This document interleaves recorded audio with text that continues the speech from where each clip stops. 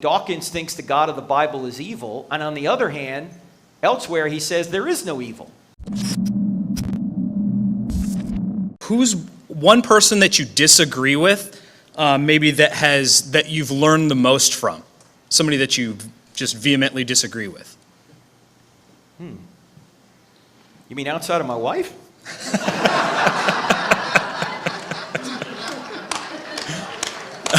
Maybe somebody from... Hi, honey. Oh, jeez. Got you in trouble. Yeah, thankfully it's like almost 1 a.m. in Charlotte, North Carolina. She ain't watching this.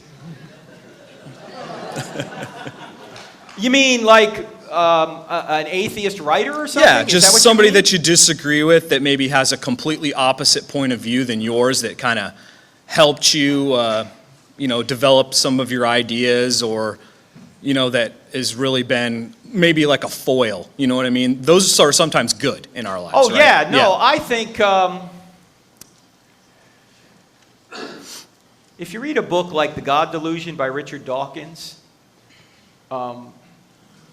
philosophically, the book's a disaster. I'm just telling you, it's not a good book philosophically. But Dawkins is such a good writer that when you read Dawkins, you go, I can see how he could feel this way.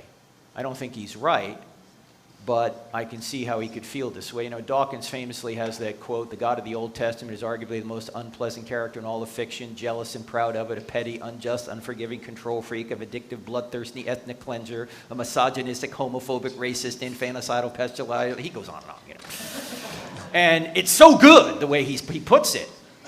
The problem is, from his atheistic worldview, he's got no way of complaining about any God of the Bible or any other God, because he's got no standard but his own opinion.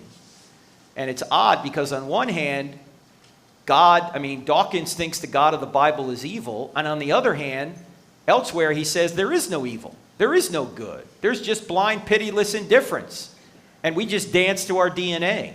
Now look, you can't have it both ways. Either there is good and evil and God does exist, or there isn't and you can't complain about the God of the Bible.